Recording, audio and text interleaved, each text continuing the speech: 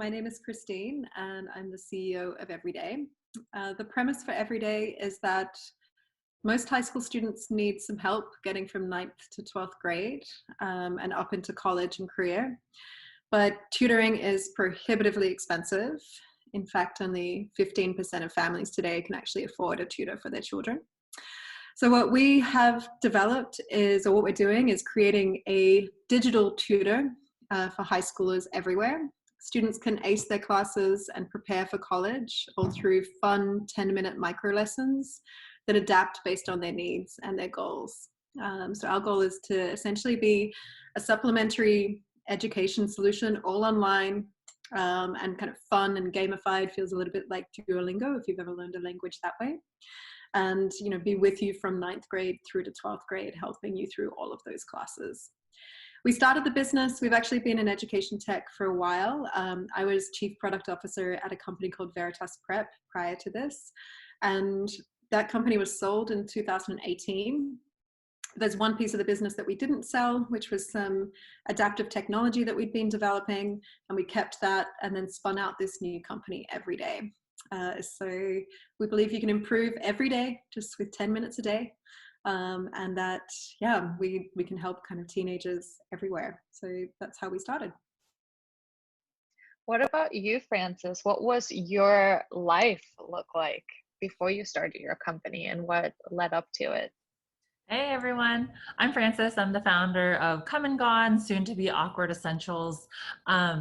My background is pretty varied. I've had like over 12 jobs, most of them rooted in marketing, but everything from hula dancer to wedding photographer to event planner.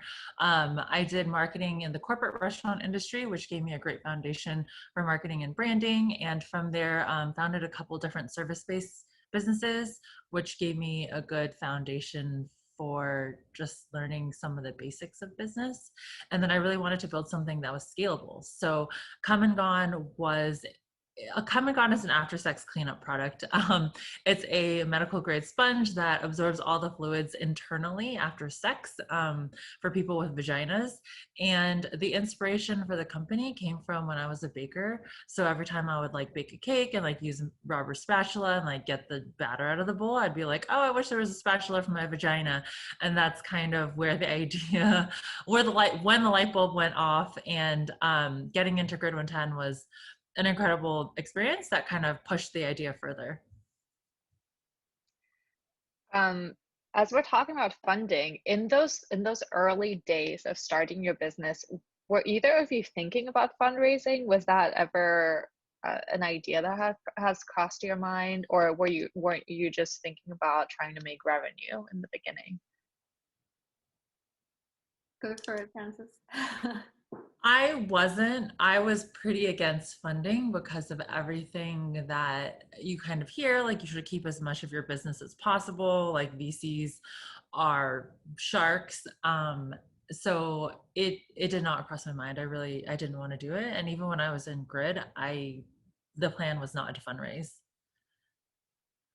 We kind of have, I always thought we would fundraise, but we've kind of changed our stance on how we fundraised.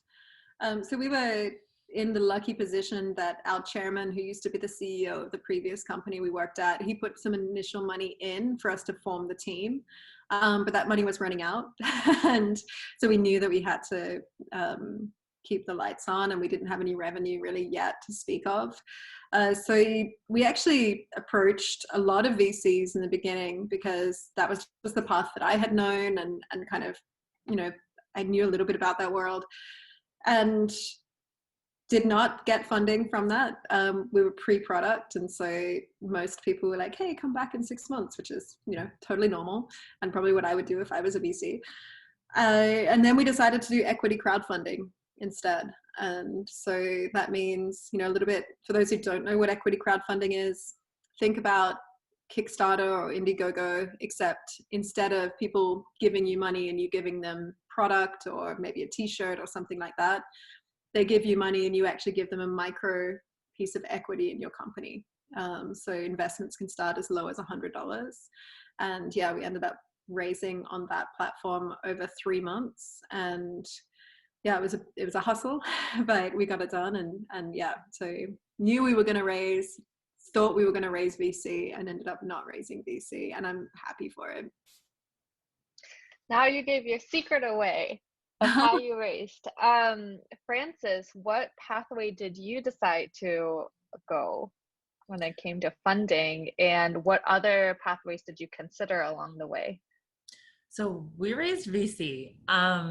I would have loved to raise from angels, but I just couldn't find any. Like, I didn't know how to get connected to the angels. I didn't even really know what that meant. I pitched to a couple angel groups, but they were largely a little bit more conservative. Our product is pretty out there. So we went VC. We ended up raising from a family office out of Austin.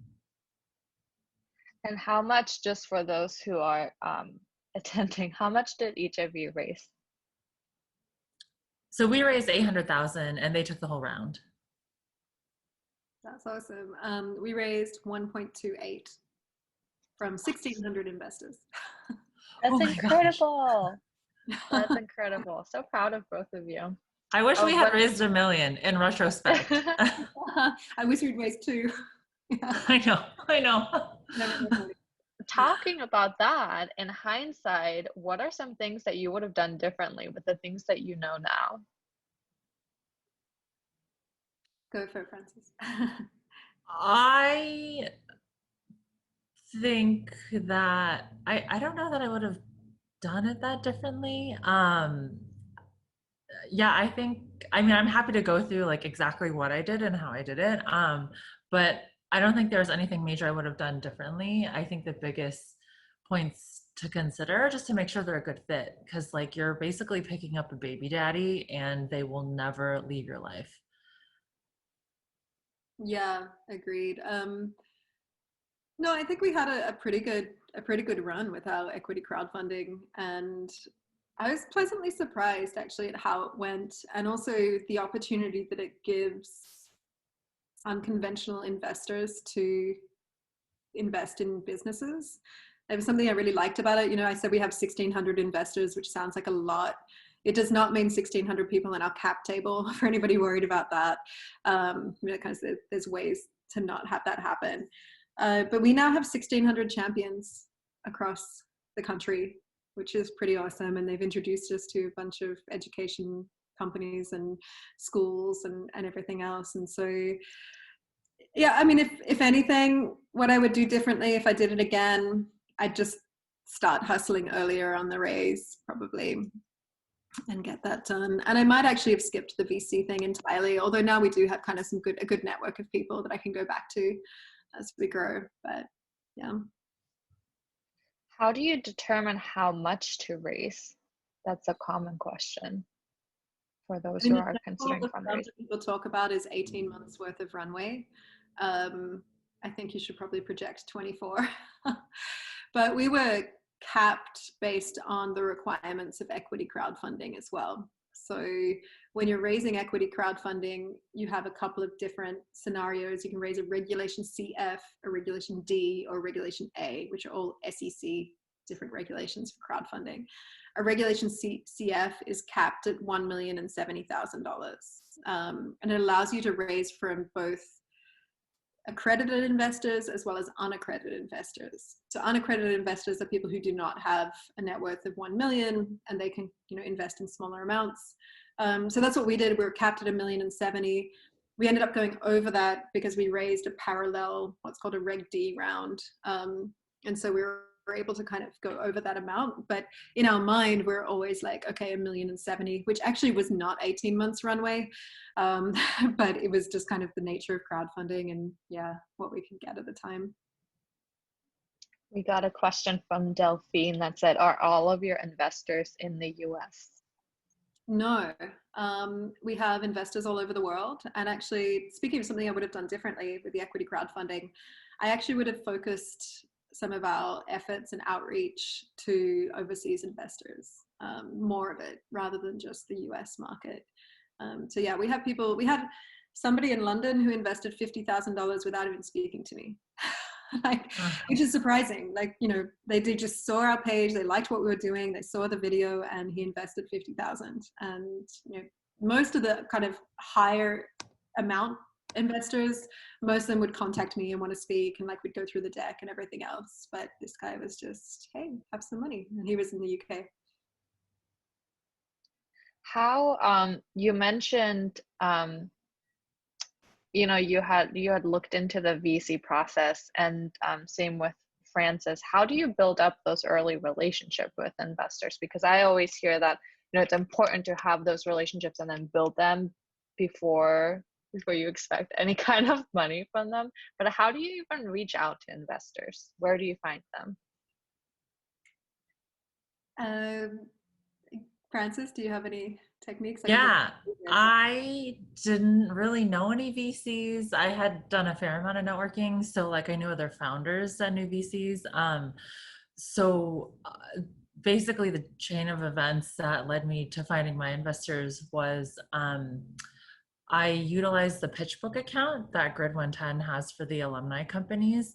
And then I looked up companies that were similar to mine. So like hygiene space, FemHi, period care, companies with cheeky marketing. And then on PitchBook, you can see who invested in them at that seed stage. So I made a massive spreadsheet of all the investors who invested in similar companies at the seed stage. And then I went through each investor website one by one to see if it was a good thesis fit. So like if the investor, say the investor invested in like Cora tampons, but on the website it says like, we love SaaS companies, then I would just rank them really low because they clearly, for whatever reason, they invested in Cora, but clearly that's not what they're looking for now.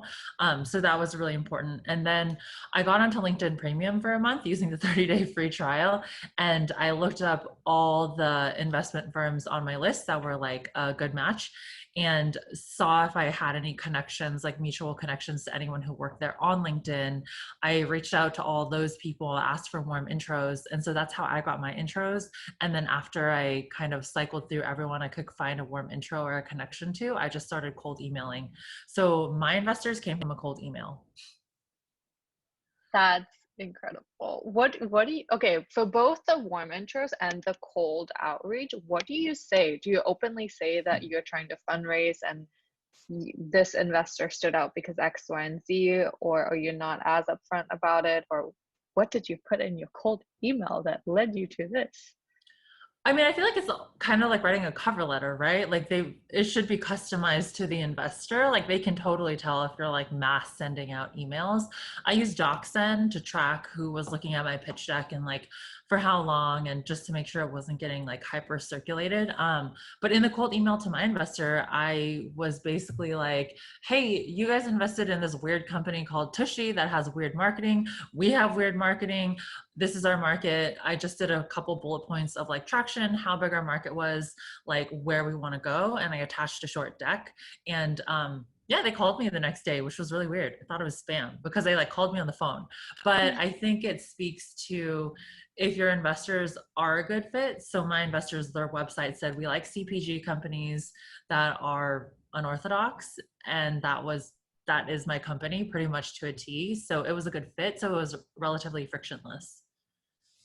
How long did that whole process take from sending all of those outreach emails to then getting the money? And yeah. For me, I think I sent them a cold email. We had a couple calls over the course of a few weeks, and then I flew out to Austin to meet them, and then I had a term sheet, and it took about a month of like due diligence, so maybe 2 months total. But I will say that compiling my entire spreadsheet and doing all the research, like that was all in like the front end, and then everything was going out at the same time because you kind of want to keep it in this time frame box, which is a totally made up thing. I don't know why, like the whole my round is open, my round is closed thing, just I actually don't understand. Christine, do you have any thoughts on that? How long did it take you? How long was your round? Yeah. When we were going after VCs, did kind of pretty much 90 days worth of exactly very similar diligence, created the short list, ranked them based on kind of how much they were a match and whether they had any conflicts. And it's time consuming. It's 100% time consuming, but there's no real other way to skip it, I would say. It's just, it's the nature of being the CEO of the business, is forming relationships and getting out there. So yeah, I did 90 days before we decided to kind of move on. And that's also because we were getting to that point where VCs are not funding anymore. So after Thanksgiving, pretty much it's dead season until, January, February, when everybody comes back, is the majority of what we've found. So that was kind of one set of work. And then for the actual equity crowdfunding, it was 93 days, I think, all up. And that's an equal amount of work, if not more, but it's a different type of hustle. You're really you're not trying to approach individual companies as much as you are trying to approach anybody who has a distribution network of a lot of small investors. And, we tend to think of angel investment groups as just people in Silicon Valley who are maybe wealthy former founders and are now, part of an angel group. It turns out that there's hundreds and thousands of small investors across the country that actually go under-recognized in the fundraising world. And so there are these groups springing up. There's a group called Angels and Entrepreneurs, where they have a network of 70,000 mom and pop investors. This is people like someone who owns a plumbing business in Idaho and wants to invest in a company, or a real estate agent in Austin who's like, wanting to kind of diversify their portfolio. And so, for us, it was about the 90 days of hustle of reaching those key groups who could then get the word out about our company to their network of investors. So that was kind of the modus operandi for 90 days. A lot of work. 90 days. Yeah, I hear that a lot. That seems to be like the common thing. Let's say, the gritties that are on our call. So let's say Julia from Burgley Box or Delphine have decided, okay, we want to raise some money. If it's the VC route or equity crowdfunding, that sounds good. What are the 3 things that you would recommend to a founder as they're starting out with fundraising? What are the 3 things that you have to do that I can't miss, that should be on the top of your checklist as you're going through this 90-day process, or sometimes longer, for both of you? I think even before then, I think you need to know what type of company you want to be. Austin from Grid110, obviously, he said something which is so true. If you're going to go VC, VCs are looking to return their entire fund when they invest in you. And so if they're a $100 million fund and they've got 10% of your company, then they need you to be a $1 billion company in order to return their entire fund to you. And so I think even before you go the fundraising route, you've got to ask yourself, okay, well, do I want to be a $1 billion company? Can I even be a $1 billion company? Is that the kind of company I want to run? Or is that where I want to be? And if the answer is no, then I think you don't even go the VC route. I'm really excited about the number of alternative financing solutions that are popping up over the last couple of years. And so I think that's kind of number one thing, is what type of company do you want to be and how do you want to raise, and then figuring out the right avenue to raise for that. But yeah. Francis, what do you think are the most important steps in the fundraising process? Let's say if you're going the VC route like you did. I thought pitching to angel groups was really helpful. Not because it was practice, but it was great practice before getting to the serious conversations and knowing what you want. I sped read through Never Split the Difference, the negotiating tactic book, when we were in term sheet negotiations, because I think as a female founder, it's hard to ask for as much as a male founder would. Do you have any, I feel like you have so many good practical gems up your sleeve, like even the LinkedIn technique. Like I haven't heard that from a single founder, and I've been at Grid110 for a while. I love it. Do you have any other practical like tips and tricks on how to navigate the process, or just hacks that you found that make your life a little easier? I mean, I think I think just understanding the thesis of the investors that you're talking to is so important. And then also making sure that you get along, because I mean, they say that it's like getting into bed with someone, but it's like actually a baby daddy, because your business is your child and they will be there forever. So if you don't get along with them, or like you don't like them, I think following that gut feeling is important, because there were VCs that I talked to that I was like, I don't really like you. Like, I don't see us working together and I don't like this. And so I think ensuring that their thesis is a good fit and makes sense for your company will make the fundraising process a lot easier, because even like my investors, they get hit up by like SaaS companies all the time, and they make it very clear that they only invest in consumer product goods. And so it's a small world, and I think like that information gets around, like, hey, this company is cold emailing every single VC. That's kind of like not cool. Yeah, so don't do it with everyone. Do your Mhm. research beforehand. This is also a question for both of you, but when it comes to investors, how do you have that confidence, or how do you sound confident when you're in the presence of investors or really high profile, intimidating folks? Practice. So for me, Yeah. Grid110 helped me nail my pitch. So the first time I pitched at Grid, it was like terrible. Like people, their faces were just like, they people did not like my pitch at all. And so I think doing stuff like that and continuing to pitch and doing pitch competitions, like you get more confident as you do them, but it is important to do them before just like going to VCs and asking for money. Yeah, the other piece of advice I heard over and over again is, you have your A list of VCs that you really want to work with, and then you have your B list. And you go and practice on the B list first, because they'll ask all the same questions, but then you'll have all the answers when you actually get your A list. So yeah, you can get it out of the way. But yeah, I've heard that before. And I don't know, with confidence,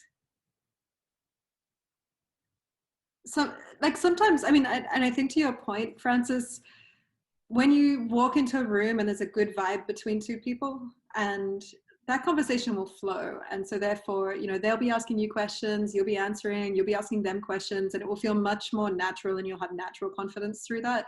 I think the moments where I lost confidence the most was where I was dealing with people who honestly I was trying to impress, but I didn't like. And I was like, Yeah. I'm trying to do this,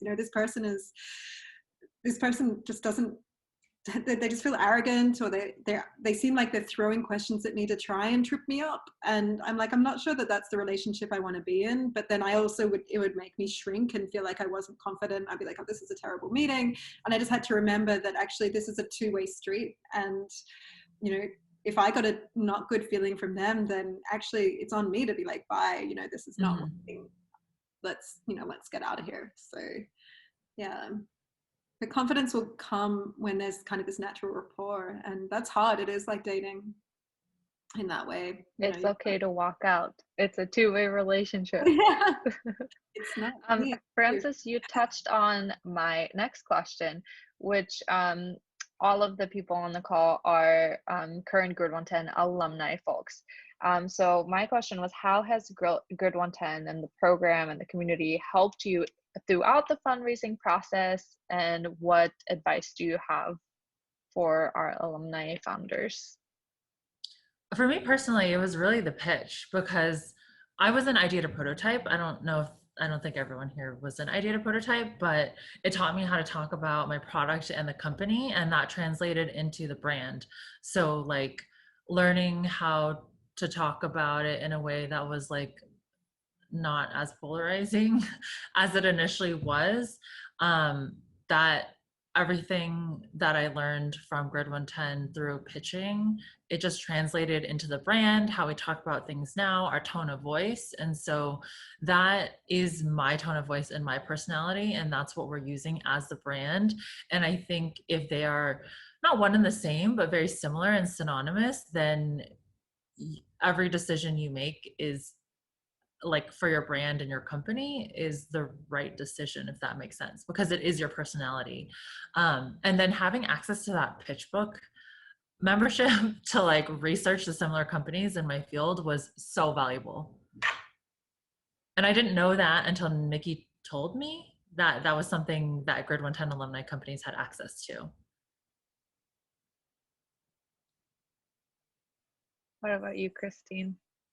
I think we were in the residency program, and we did a lot of work on kind of our goal setting and how to experiment quickly, and how to kind of get things done and break it down into chunks, and just very iterative process. I think we came to our company with a very product first mentality, like here's the product, isn't it amazing? And then we had to kind of figure out the interplay between who's going to buy it and what the product is and what all the marketing channels were and everything else, and just being able to experiment fast, and some of the kind of structure that Grid110 gave us to set OKRs and think about which experiments we were running has been invaluable for our business as we've kind of moved forward and started to find exactly the product market fit that we're looking for. I'm so happy you are all still here. And yeah, also, we have some. Honestly, Grid110 community, I've been in quite a few accelerators now, and there's nothing like the Grid110 community, the support that everybody gives each other, and even like the programming that, like this. Yeah, it's really special. That's very sweet. Thank you for saying that. We can transition into questions. So if you are tuning in, if you have any questions, feel free to throw them in the chat and we will get through those. Delphine had a question. She said, wining and dining is expensive and time consuming, and those resources are limited when you barely have any time or money as a startup. Is it crucial, and can it be bypassed as you're trying to build relationships with investors?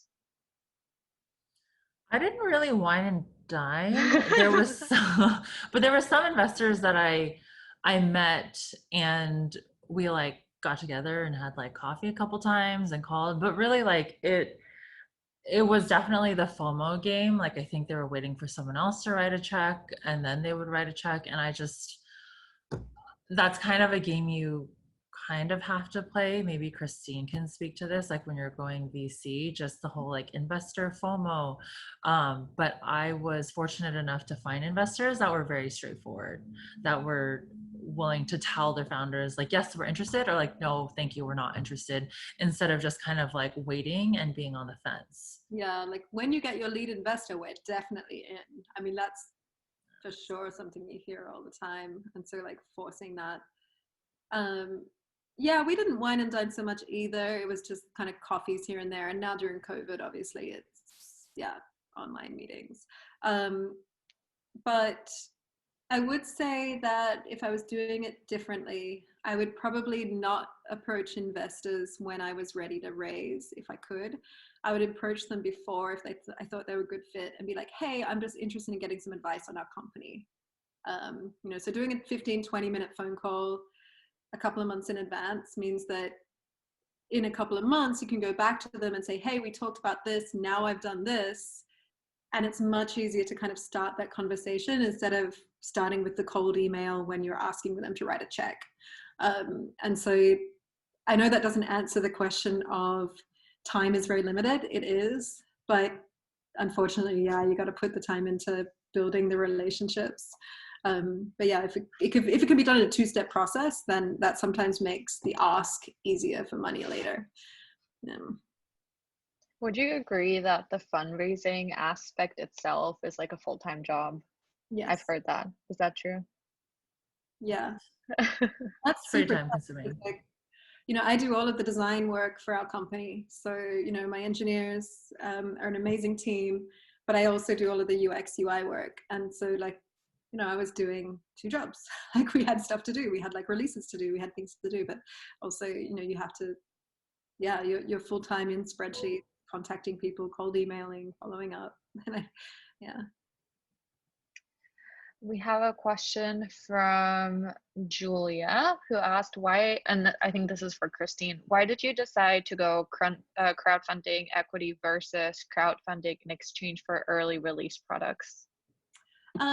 We are an online only business, so we don't have anything physical to give people. And all of the advice that we'd read was that Kickstarter and Indiegogo works really well for physical products, and not as well for kind of, online digital subscriptions and things like that. And so, yeah, we took the view that it was going to be better for us to go more of a equity crowdfunding route. Then we have another question, and I think from Delphine, and I think what you're trying to ask is the difference between VCs and angel investors. I think. No. No, you had mentioned there's a company called Angels and Investors with a group of about 70,000 regular people that invest a little bit of money. And so I was wondering if that's a type of fund that we could research. No, it's not a fund. It's actually an individual named Neil Patel. And the way that it works is Neil has this thing called Neil's Deals, and Neil will highlight a particular company, and it's only companies who are doing equity crowdfunding, by the way. It's not any company, it's companies that are actually raising money through equity crowdfunding. And Neil will choose one of these companies and he will do an interview with the founder, and then he'll talk about why he thinks it's a good deal and why he thinks his network should also get in on this deal. And then he syndicates that out to his network. So his network is these 70,000 people. They actually pay a fee to get Neil's deal every month or whatever it is, or every few weeks. So yeah, he's more of he's definitely in the ecosystem of the equity crowdfunding world and supporting founders in that world. That makes sense. But yeah, they're not a fund themselves. They actually don't invest themselves. They just recommend deals to their community. Next question is from Julia. She asked, did both of you raise funds pre-revenue? What would you do if you had revenue but knew that fundraising could take you to the next level more quickly? I raised post revenue. I raised pre-revenue, but we had revenue from like our previous incarnation of the company. And so pre-revenue for this particular product that we built, but post revenue for like the previous stuff we'd done. And we had like a pretty stellar team. So that helped. And then I guess for the second part of that question, I used the numbers that I had from revenue to help my fundraising, right? Because then I had data and numbers and I could demonstrate like, oh, we sold X amount and we had this amount of press and this industry is growing by X amount and we can take this percentage of the market. So post revenue is better. Post revenue is definitely better, honestly. Yeah. I mean, so I guess, sorry, I'm in the car, so I'm sorry if I don't have very good connection. But for like Francis, I guess, because I have a physical product, and so I was wondering, like, at what point did you feel like you needed to raise money? Like, was it like a point in revenue that you felt like, okay, like now I feel comfortable to like go to the next level, or was it that you knew that you could scale faster? And like, cause like our biggest, I guess, hurdle right now is not having money for marketing, and also like purchasing mass amounts of inventory. Like we have to balance that constantly. And I know that if we had some capital, I would have more freedom in that. So I guess that would be. It totally sounds like you're ready to raise. So it wasn't a number decision. I wasn't like, oh, once we hit this number, I'm going to raise. For me, the turning point was I need help. It'll help me scale. And then also we have some IP on our product, but I knew in order to capture the max market, like we could have gone and been a lifestyle business and like grown. But I wanted to like be first and capture the biggest market possible. So I knew I would need funding to do that. And I think that's a great time when you're like, we're struggling to grow faster. Like, that's such a thing that VCs love to hear. Like, okay, we've proven like we can sell this thing. There's a market, there's a channel, but we want to grow faster. Thank you. That's such an interesting question that we went into, which is like, at what point are you ready to fundraise? What would you say are points where you're definitely not ready to fundraise? Like, if you had a Grid110 founder came to you, what were some like red flags that you're like, yeah, you're not ready, or maybe it's not the right route? When do you know that you're not ready or you shouldn't raise?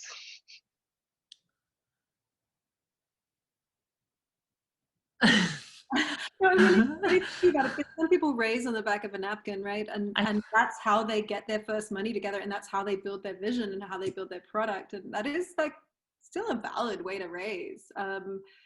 But it requires a lot of personality and sales, and probably a history of like success. I think if for some reason you absolutely cannot get an MVP together, which in like 99.9% of cases you can, it'll just be ugly, and that's totally okay. But I think a lot of people I talk to are like, oh, if I had like $200,000, I could build this app. But it's like there's ways to do things. Like, if for what you cannot put an MVP together, but there's so many resources that I don't know that would be the case for a majority of companies. I think also, what you're looking for in the early days, a lot of times as a founder, you have an idea and you're like, I've only had money to build this idea that everything's going to be rosy. But actually, I think you have a hypothesis. You have a hypothesis about a market that wants something that happens to be your idea. But there's ways to prove whether that hypothesis has traction or legs even before you build out that app or before you build out something. And so if you can do that, whether that's spending a couple $100s on Facebook ads to see whether people click on your ad and go to a landing page and sign up, or whatever that might be. Like, I think if you haven't done that, like thinking that you need the money to build the product is, definitely probably not the time to raise. But if you've kind of proven just some aspect of your hypothesis about the fact that there's a business here and there's a market here, then I think you can start to think about, okay, well, I now need money to go prove this further, to figure it out. Next question is from Amira. She asked, are you able to share what revenue milestones you had achieved when you raised, and recap how much you raised at the time? Our revenue wasn't that high. We're kind of a weird company because we're building this category and the product is like an invention. So the numbers that we were able to show was a lot of press. And then in our first week the website was live, we did like, I think we had like we did like $8,000 that first week. And so I like honed in on the numbers that were like impactful, like, oh, within the first week of launch, like we made $8,000 and we had over 30 plus press pieces. And so I kind of focused on those and then focused on how big this market was, like the opportunity. I guess another weird gem, Elizabeth, was I couldn't find a lot of research around how many girls let their partner finish in them. And so something that I found on the internet, which was really useful, is that on Reddit, there's literally a subreddit for everything, right? Like on Reddit, like anything you could want to know is on there. So I went to Reddit and I found the subreddits where people were specifically talking about this issue, like, oh, cleaning up after sex sucks. Like, what do you guys do? I use rag.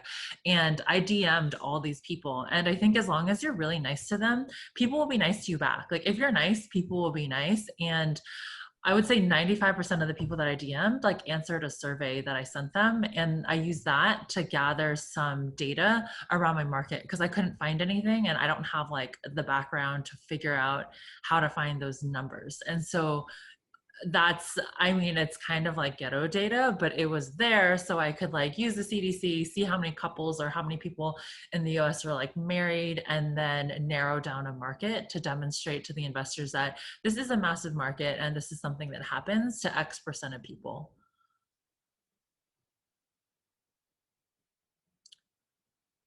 Oh, that's how I went about measuring TAM.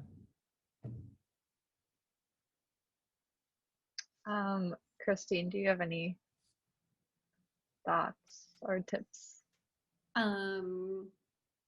About market size and everything. We also kind of just focused a lot on probably not stat sig research, but you kind of have to do whatever you can to get some numbers.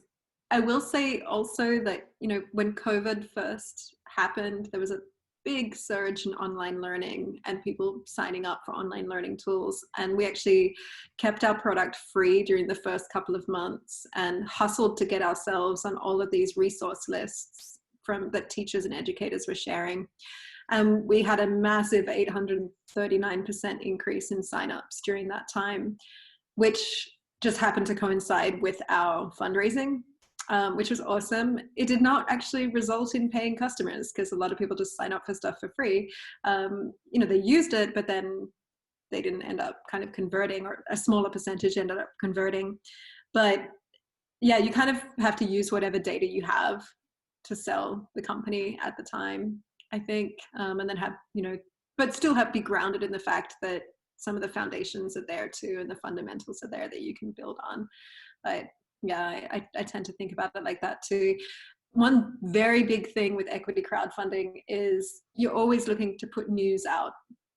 And so you have an update list. And so every bit of news we got, hey, we got into Grid110. Hey, we're finalists in this competition. Hey, this small newspaper in wherever, kind of mentioned us. And so any kind of press gets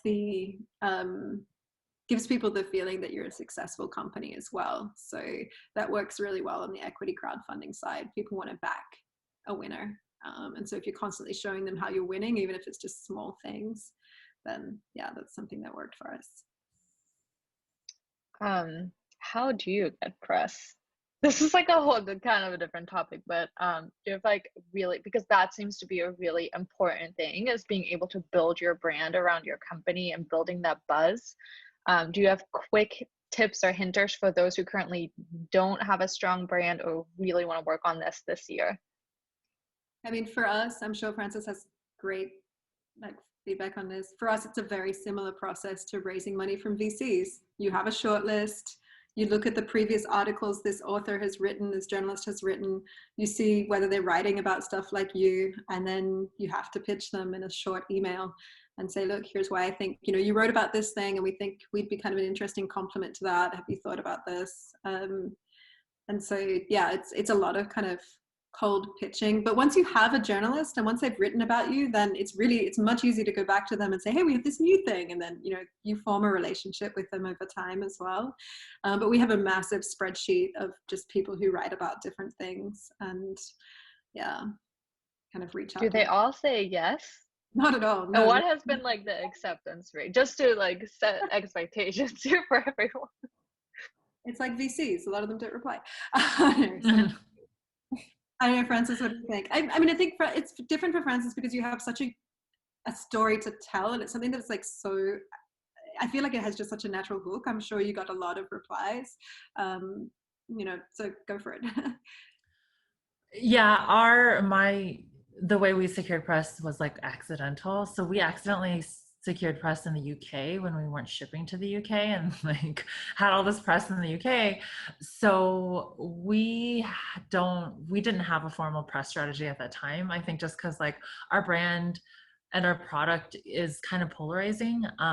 That's how we were able to secure pickup. But now that we are doing a more targeted press strategy, essentially our PR freelancer is doing exactly what Christine said, like looking up writers who are writing about similar topics, potentially like newsjacking. So if something in the news happens that's very relevant to your business, like kind of like the online learning thing with Christine, like contacting those writers and saying, hey, we're in this space, this is what we're doing. I know a lot of small companies follow HARO, HARO, Help a Reporter Out.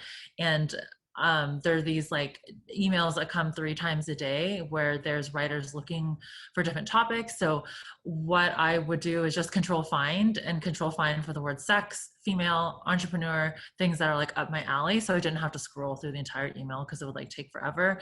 And then also on Twitter, the hashtag journo request is a hashtag that some journalists use. And there's a lot of journalists that you can connect with on Twitter too. I'm very bad at Twitter, but it's a place. I'm over here taking a bunch of notes. You've got so many gems. I love it. I love it. Last question that I have before on my end is, Christine, you touched on alternative funding pathways, that you don't always have to go the VC route. What are some other options?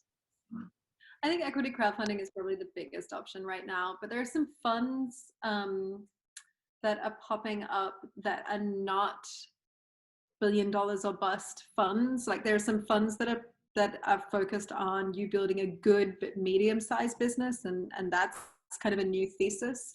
I think, is it The Weekend that does this? Elizabeth, you probably know better than me. I've been kind of a little bit out of it, but yeah, there's a couple of those floating around, a couple based in LA, and I really like what Indie VC. Thank you, Mickey. Exactly, and I don't know. I just really gravitate towards that because I think not every business has to be on the growth train, and some businesses are really amazing for it. And there is that market built in, and there's a kind of opportunity. Other businesses could be very successful at it, $30 million of revenue a year, which is, something that you see. And then also just kind of other angel networks. I think just kind of raising through angels, or even being bootstrapped and reaching profitability. I mean, what crazy idea, traditional business, or bank loans. I mean, I've heard of people kind of doing those things as opposed to going traditional VC route. Francis, any tips on where people should start looking if they're in the early process? PitchBook was my goldmine to like find those investors. I guess I will note that my investors are a family office, so they aren't a VC fund where it's a bunch of finance guys who like raise money from other LPs. It's a family office, it's their money. And so I think this is something that you kind of hear. It's ideal to raise from a family office because you're dealing with them and their money, as opposed to like a middleman who has to answer to LPs. So I love having a family office, as investors are very involved and a good fit. They have a background in CPG. And so I think as you're looking for investors, make sure that they can like help you. Like you need the money, but like they should also provide value to you. Yep. We got another question. Any tips for gathering data for pitch deck financial projections? For gathering data. So I guess what they're asking is like, what are the most important metrics that you should include in your pitch deck? I like to think data, or how do you find them? And then also the top down. So like the top down would be, okay, let me go to the census and see how many females there are in the US who are married and who have teenage age kids. Like that gives you kind of a massive number. But then I also like kind of doing bottom up research, which is, okay, let me find some of those parents and get them to answer a survey for us. So I had to understand more of their problems and more of their motivations at a very human level as well. And then I can start to extrapolate from there. And it's definitely not perfect because, when you're beginning, nobody can afford to pay, $20,000 for a professional survey to be done. But yeah, I just try and extrapolate from those top down numbers and the bottom up numbers. Yeah. I have lots of Excel spreadsheets where I'm like, if I made the product this much, then what would that do to our numbers if we had this many people come in? Like it's guesses, it's total guesses, but in the beginning, before you have revenue. But then as you start to get revenue, you can start to really plug in all those numbers and get more concrete about it. That's very helpful. As we're coming to our end time together. I have one more question, but for those tuning in, not our panelists, if you're able to, I understand some of you might not be due to construction or otherwise. I would love to hear from you if you are actively fundraising right now, or if you're just listening in and trying to learn. If you are actively fundraising or thinking about fundraising, what pathway after today sounds like the best fit for you personally? So if anyone wants to unmute themselves and share really quick in 30 seconds where they are at in the fundraising process, if they're thinking about fundraising, that would be great. I think you're on mute. Hey, oops. Now you're on mute. Club. I've been like muting because there's some construction going on, but I think that stopped for a second. At Struck Club, we're prepping, so we're just we're doing stuff like putting our deck together and strategizing, getting together an initial pipeline. Alex from my team is also here, and going back and just socializing with our current angels and current investors to just like start to get commitments before reaching out to kind of there were some people that in our last raise we had like started to talk to. There's just like a I don't know, second degree network that we'd started to build relationships, and then like just going through and ticking through that and concurrently starting to build relationships with like brand new people. I think we're going to go the angel path largely as opposed to the fund path. Yeah, so that's kind of where we're at. That's exciting. What about you, Delphine, or Julia, or Karen, if you're able to share? I'm hesitating. As a Gemini, one part of me is really cautious and careful, a control freak, and I have my vision. I don't want to let that go. And I want to stay humble. And the other Gemini is so ambitious, it suffocates me, it scares me, and I want to go to VC because I see the potential of Humble Ceramics being as a global brand. And so right now, both parts of my personalities are debating. I don't know. Because am I capable of going down the VC route? Am I capable of dealing with those pressures and those relationships?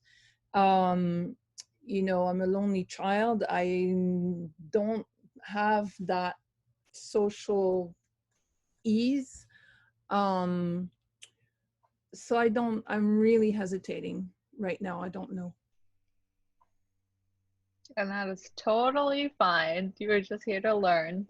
What about you, Karen or Julia? Oh, hi, Julia, from your car. Hi.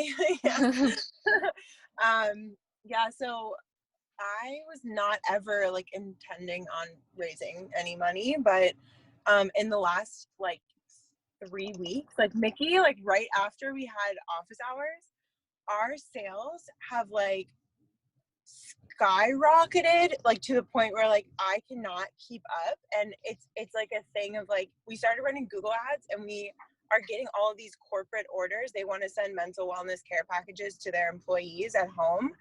And like, I'm dealing with this massive like situation of balancing inventory versus like, I want to kind of ride this wave while we have it.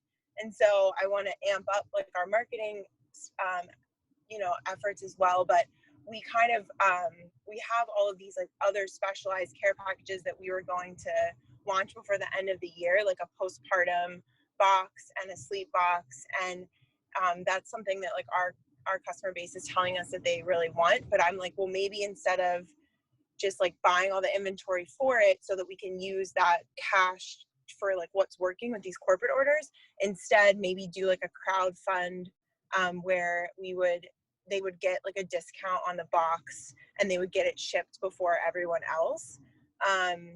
So to do like a crowd fund on like a specific type of care, mental wellness care package, because right now like all of our care packages are themed. So it's just like something that I'm thinking about and kind of throwing around, but I'm just like pulled in a million directions, and it's me and Dustin, and we have like a part-time virtual assistant that helps with customer service. And now I'm like, I need more help. Like, I feel like we're on to something in the last like month. It's just like blown up, and I'm just like, what do I do? So yeah. It's Well, that's a good problem to That's have. amazing. It's growing like crazy, even though it feels like you might not have the time. And maybe back to your other question about like, you know, whether to go kind of a Kickstarter or a you know, equity crowdfunding raise.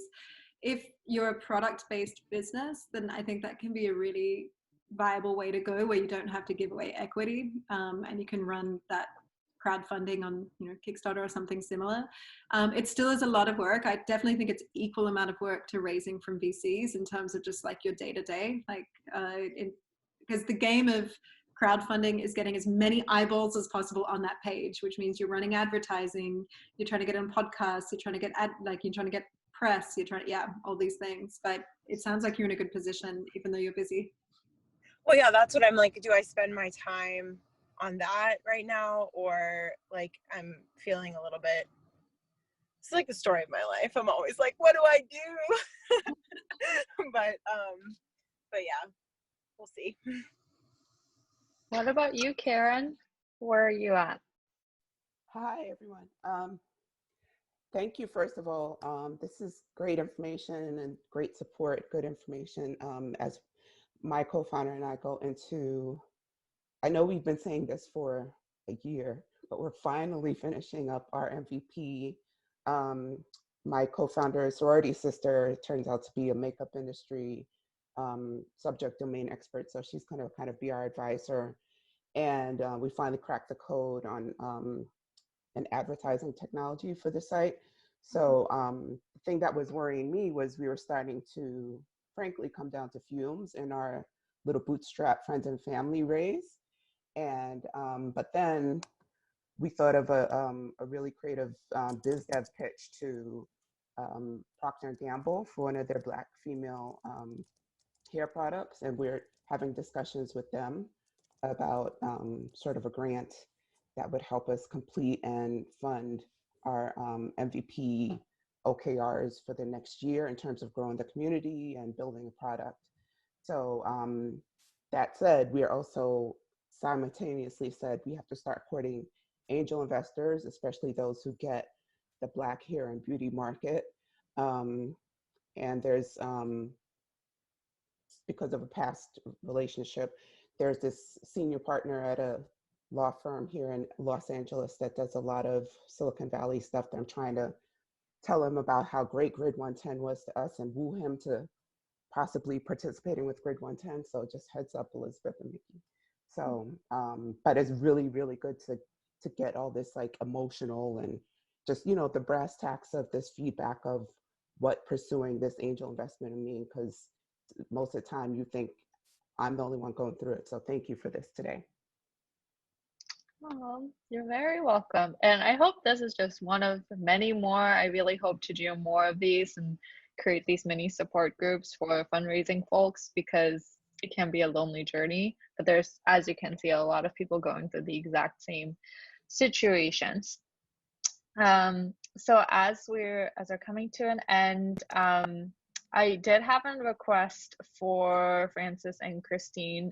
If you're open to sharing your email addresses, if you could put those in the chat for those who are interested in reaching out further and connecting with our two ladies. Oh, wait, I have something I want to add. A mistake that I made in the beginning. As a female founder, I targeted female VCs, and I don't want to say that's a bad thing, but I think being a good thesis fit is a lot more important than they're a female VC, I'm a female founder. So I see a lot of female founders do it. Yeah, I'm going to second that. And yeah, I think, you know, regardless of whether they're male, female, you know, whatever gender, it's about kind of how you vibe and get along, and you know, kind of whether you're both kind of pursuing the same idea of growth and same idea of like strategy and everything else. And that's not always female and it's not always male. Thank you for leaving us with those parting words of wisdom.